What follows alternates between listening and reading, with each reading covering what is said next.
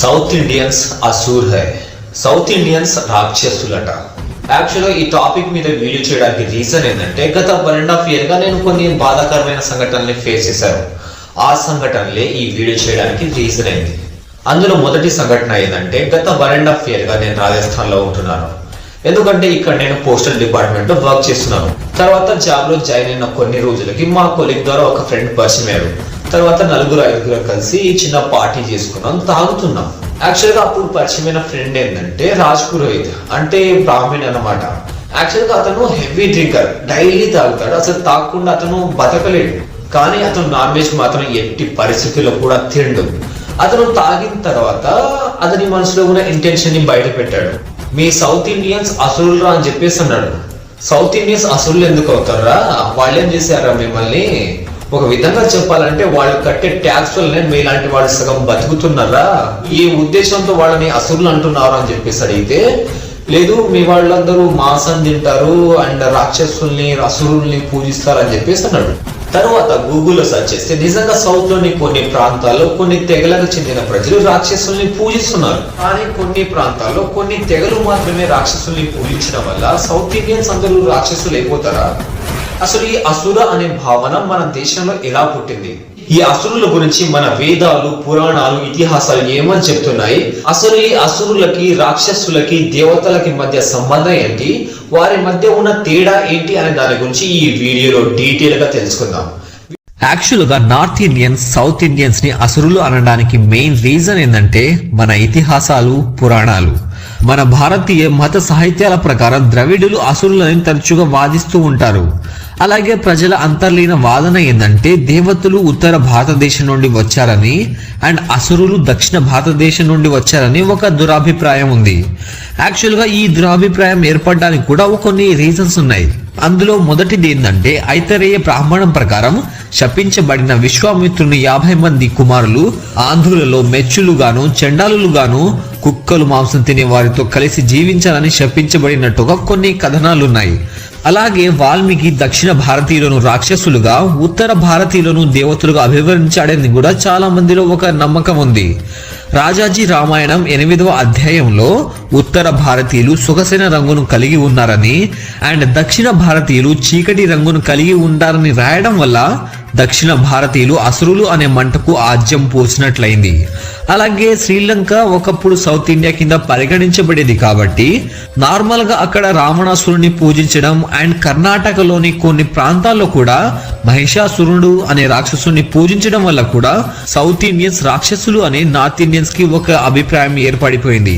అసలు ఈ దేవతలు ఎవరు, అసురులు ఎవరు, వీరి మధ్య సంబంధం ఏంటనే దాని గురించి ఆలోచిస్తే మన పురాణాల కంటే పురాతనమైన ఋగ్వేదంలో ఈ దేవ, అసుర అనే పదాల గురించి మొట్టమొదటిసారిగా ప్రస్తావించడం జరిగింది.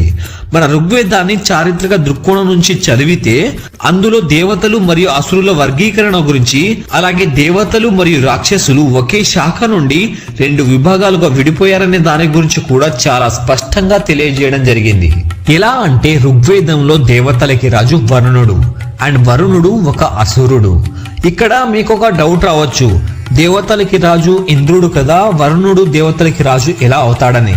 ఎస్, ఇంద్రుడు పురాణాల్లో దేవతలకి రాజు, కానీ పురాణాల కంటే పురాతనమైన వేదాలలో వరుణుడు దేవతలకి రాజు, ఇంద్రుడు కాదు.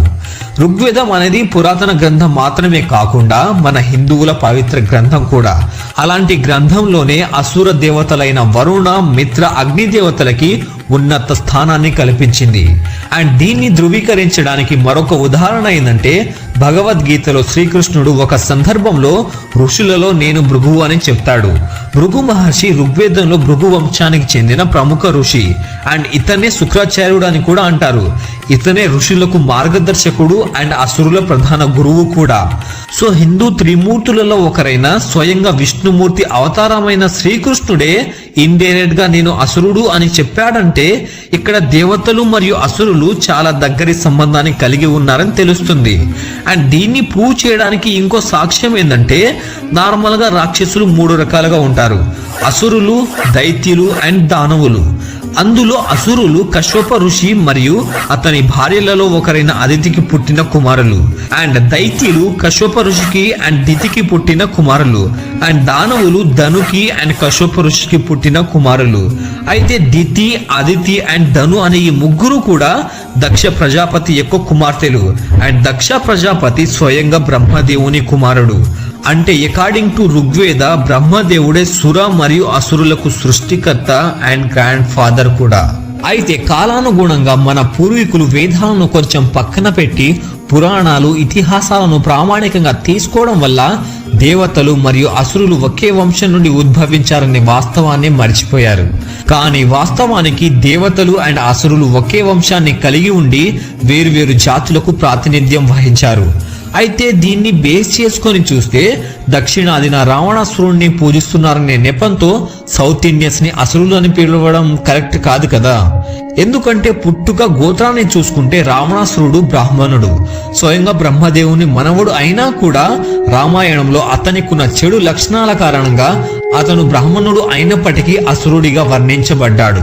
అలాగే రావణాసురుడిపై నెగిటివిటీతో పాటు కొంచెం పాజిటివిటీ కూడా ఉంది. ప్రత్యామ్నాయ రామాయణం ప్రకారం అగ్ని పరీక్ష ద్వారా సీత యొక్క పవిత్రత ధృవీకరించబడినప్పుడు రావణాసురుడి స్వచ్ఛత వెల్లడించబడుతుంది. అంటే లక్ష్మణుడు తన సోదరిని వేధించినందుకే రావణాసురుడు ప్రతీకారం తీర్చుకోవడానికి సీతను అపహరించాడు తప్పించి వేరే ఉద్దేశంతో కాదని రావణాసురుడికి అనుకూలంగా కొన్ని వాదనలు కూడా ఉన్నాయి.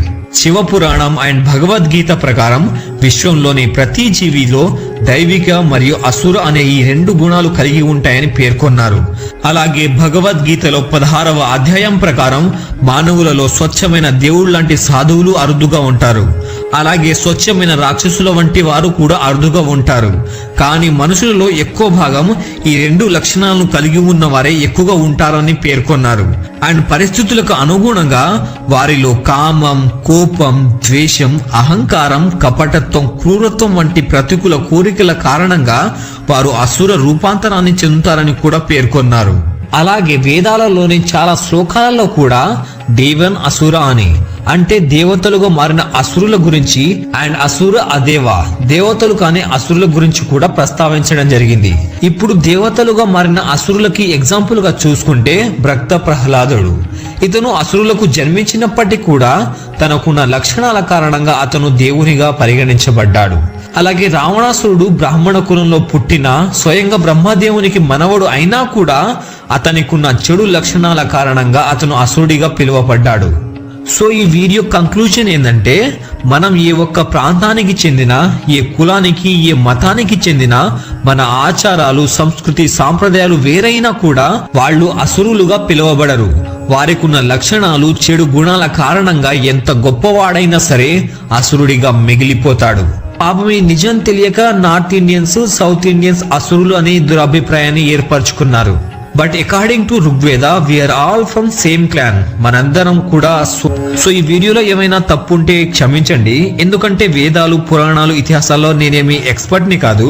స్టార్టింగ్ లో చెప్పిన ఇన్సిడెంట్స్ తప్పించి మిగతా అన్ని కూడా వేదాలు, పురాణాలు, ఇతిహాసాలని బేస్ చేసుకునే చెప్పాను. సో ఈ వీడియో ద్వారా మీరు ఏమైనా కొత్త విషయాన్ని తెలుసుకుందాం అనుకుంటే ప్లీజ్ ఈ వీడియోని లైక్ చేసి మన ఫ్రెండ్స్ కి షేర్ చేయండి. అండ్ మన ఛానల్ ని సబ్స్క్రైబ్ చేసుకోవడం మాత్రం అస్సలు మర్చిపోకండి. వీడియో చూసిన మీ అందరికీ చాలా చాలా థ్యాంక్స్.